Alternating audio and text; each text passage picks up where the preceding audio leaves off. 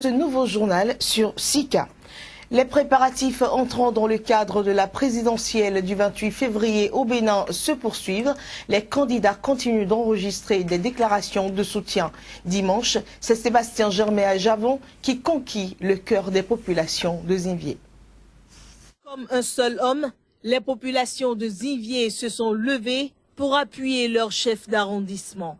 Christophe Haïssi, entouré des siens et de ses pairs d'autres arrondissements, a enregistré l'accord de ses administrés pour porter leur soutien à la candidature de Sébastien Germain à Javon. Revigoré par la confiance placée en lui par les habitants de Zinvié, Christophe Haïssi, chef d'arrondissement de Zinvié, convaincu de son choix, a réitéré sa demande. Sébastien Javon, c'est d'abord un homme de capacité managériale hors pair. Et quand nous avons pris tous les candidats, on les a analysés un à un. Et on a vu que celui-là, sans être président, il a déjà le sens du développement. Le développement au sens aigu du mot, pas le développement à travers les lèvres. Parce qu'il a su lier le rêve à la réalité. Aujourd'hui, du sud au nord, de l'est à l'ouest dans notre pays, vous allez voir ces réalisations. La prospérité partagée, il en a fait son leitmotiv. Celui-là, porté à la tête du pays, fera mieux. Parce que ce que les gens n'ont pas fait depuis 30 ans qu'ils sont au pouvoir, nous sommes conscients, nous sommes convaincus qu'il le fera en 5 ans et dépasser. Parce que celui-là, c'est un vrai industriel. Cadres, sages, femmes et jeunes de Zinvié sont désormais dévoués à conduire à la marina Sébastien Germain à Javon. Toujours dans la fièvre de la période des pré-campagnes au Bénin, le président de la CDP, entendait la coalition pour le développement et la paix, a réitéré son soutien à la candidature de Lionel Zinsou. Le colonel à la retraite s'engage en outre à battre campagne pour l'élection dès le premier tour du scrutin du candidat du régime au pouvoir. Nous l'écoutons. Lors du dépôt de notre candidature, nous avons constaté une pléthore de candidatures. Nous étions 22e sur 48. Ainsi, après concertation avec les différents mouvements et associations de jeunes et de femmes sur l'ensemble du territoire national et des personnalités politico-administratives qui nous soutiennent, nous avions pris la décision de retirer notre candidature et pour soutenir celle du Premier ministre. En effet, rappelons-le, nous avions été les premiers à nous désister pour la cause de Lionel Zinsou. Ce choix et cette démarche nous paraissent objectives, raisonnables et responsables. Le Premier ministre, c'est mon aîné. J'ai découvert l'homme à Paris dans les milieux francophiles, anglophiles. Son éloge était porté. J'ai également échangé avec lui, ce qui conforte ma position. Nous avons décidé de nous mettre à ses côtés pour que ce pays prenne un nouvel envol. Dès à présent, nous allons nous mobiliser. Nous allons parcourir tout le pays et mouiller résolument le maillot pour le triomphe de M. Lionel Zinsou au soir du 28 février prochain. Le président de l'Alliance nationale pour le développement et la démocratie, l'honorable Valentin Aditi Roudé, réaffirme son soutien à Sébastien Germain à Javon. Il est allé mobiliser ses militants dans la commune de Zé et s'assurer de leur détermination à mener le candidat au pouvoir au soir du 28 février. La vague de soutien au profit de la candidature de Sébastien Germain à Javon se renforce davantage.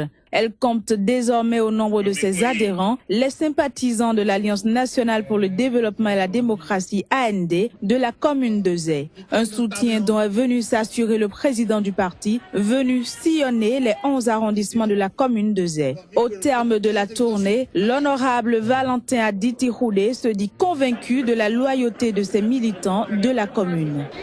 Nous avons remarqué une très forte mobilisation de nos militants, les militants de l'AND à la base. Nous avons remarqué que nos différentes structures à la base font un travail de qualité. La mobilisation elle est forte. Ils sont prêts à défendre les points stratégiques de notre candidat, le candidat Sébastien Germain à Djavon. Que l'on veuille ou pas, à Djavon triomphera dans Zé.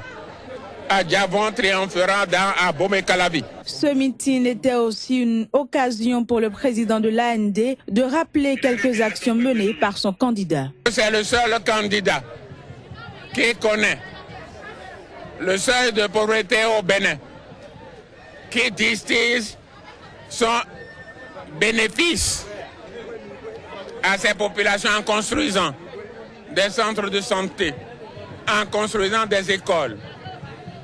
Il a gratifié le Bénin d'une télévision nationale. Il a gratifié le Bénin d'une radio. C'est le candidat des pauvres. Le président de l'Alliance nationale pour le développement et la démocratie vient ainsi de réaffirmer son soutien à Sébastien Adjavon dans le cadre de la présidentielle. Les militants de son parti de la commune de Zé sont donc désormais en ordre de bataille pour faire remporter le scrutin du 28 février 2016 à Sébastien Adjavon. Au Niger, on parle également présidentielle. La campagne pour le scrutin du 21 février a officiellement été lancée samedi à minuit. Une campagne au cours de laquelle les 15 candidats en lice, dont Ama Amadou, incarcéré depuis plus de 2 mois, devront convaincre les électeurs. C'est officiel. Les candidats en course pour le fauteuil présidentiel nigérien ont commencé à battre campagne depuis ce samedi. Des oriflammes aux portraits géants des candidats, en passant par les fanions aux couleurs des partis, Niamey est déjà envahi par la fièvre électorale.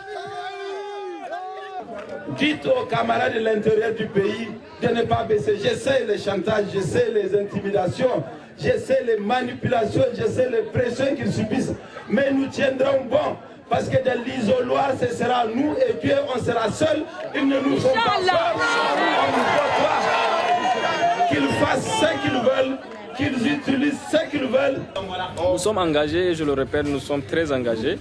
Nous allons montrer qui est MNSD Nassara et nous sommes prêts à élire notre candidat qui est Alaï Seynemou, Inch'Allah. Pour le scrutin du 21 février, 15 candidats sont en lice. Parmi eux, l'opposant Ama Amadou, toujours incarcéré. Jeudi dernier, l'opposition avait refusé de signer un code de bonne conduite pour protester contre la détention arbitraire de plusieurs de ses militants. Déjà en 2011, tous les partis avaient signé ce type de code lors des élections. Et le Mali est privé du droit de vote à l'ONU depuis quelques jours maintenant.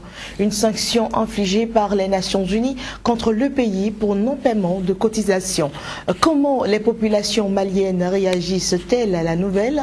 Élément de réponse à travers ce reportage signé notre correspondant au Mali, Alima Bentouré. La République du Mali, depuis quelques jours, a été sanctionnée par les Nations Unies pour non-paiement de cotisations s'élevant à 200 millions de francs CFA. Cette sanction qui prive le pays du droit de vote aux Nations Unies révolte la population.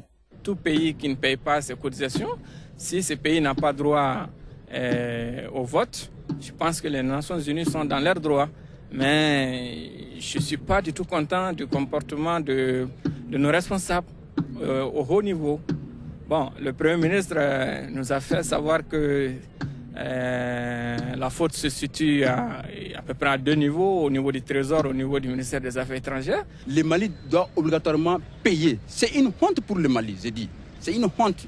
Un pays qui a reçu une telle souveraineté, solidarité, je dis bien, solidarité internationale, c'est-à-dire le monde, tout le monde était obligé. Puisqu'on a besoin de cette organisation pour avancer, trouver des solutions à nos problèmes. Et si nous ne sommes pas au niveau des prises de décision, comment est-ce que on pourrait s'organiser au mieux pour pouvoir résoudre ce problème? Mais cette situation est vraiment dû à l'incompétence des autorités maliennes. Le Premier ministre Modibo Keïta, mardi dernier, sur les antennes de la télévision nationale, affirmait que les responsables du Trésor public ont failli à leur devoir. L'affaire faisant couler beaucoup d'encre a également vu le représentant du Mali auprès des Nations Unies, Sékou Kassé, être destitué suite à un conseil des ministres. Le président tchadien Idriss Déby Itno a été désigné nouveau président en exercice de l'Union africaine. C'était samedi, alors que les chefs d'État africains s'étaient réunis pour le 26e sommet de l'organisation à Addis Abeba. Le président du Zimbabwe, Robert Mugabe, qui a cédé sa place à la présidence tournante de l'Union africaine au Tchadien, a demandé à l'occasion plus de pouvoir pour l'Union africaine au sein du Conseil de sécurité de l'ONU. Idriss Déby occupe désormais et pour 1 an la présidence tournante de l'Union africaine. Chef de l'État tchadien depuis 1990, Déby est devenu un acteur incontournable en Afrique centrale, à la tête d'une armée aguerrie et bien équipée. Idriss Déby succède ainsi à la tête de l'Union africaine au Zimbabwéen Robert Mugabe. Ce dernier, pour sa dernière intervention en tant que président de l'Union africaine, ne s'est pas privé de ses habituelles diatribes anti-occidentales. Il a entre autres demandé plus de pouvoir pour l'Union africaine au sein du Conseil de sécurité de l'ONU. The bosses in the Security Council say you shall never have the power. Les patrons au Conseil de sécurité disent « Vous n'aurez jamais le même pouvoir que nous, les membres permanents. » Et nous avons demandé. Réformer le Conseil de sécurité. Reform the Security Council. Présent à ce sommet, le secrétaire général des Nations Unies, Ban Ki-moon, a apporté son soutien à l'envoi d'une mission africaine de maintien de paix au Burundi. Lui emboîtant le pas, le nouveau président en exercice de l'Union africaine, Idriss Déby, a adhéré à la proposition. Le Conseil de paix et de sécurité de l'Union africaine, qui s'est réuni vendredi soir, était censé décider de l'envoi de soldats de l'Union africaine en terre burundaise. Mais après 4 heures de débat à huis clos, les dirigeants africains ne sont pas parvenus à trouver un terrain d'entente. Et c'est avec ce reportage que nous fermons cette édition. Mesdames et messieurs, merci d'avoir été des nôtres. Nous vous souhaitons de passer une agréable journée en compagnie de